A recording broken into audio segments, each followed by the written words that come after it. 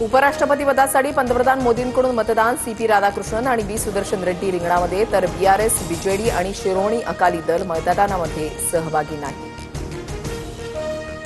उपराष्ट्रपती पदाच्या निवडणुकीमध्ये एनडीएचा उमेदवार बहुमतानं निवडून येणार, चंद्रशेखर बावनकुळेंसह अनिल बोंडेंकडून विश्वास व्यक्त।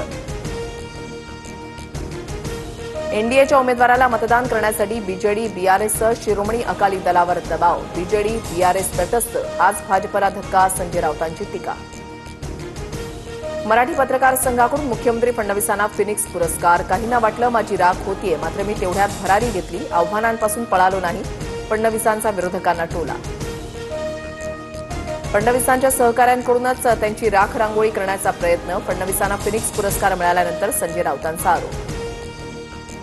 राजकारणामध्ये कधीही कोणी संपत नाही किंवा त्यांची राख होत नाही, फडणवीसांबाबतही असं कोणाच्या मनामध्ये नसावं, सुप्रिया सुळेंची प्रतिक्रिया।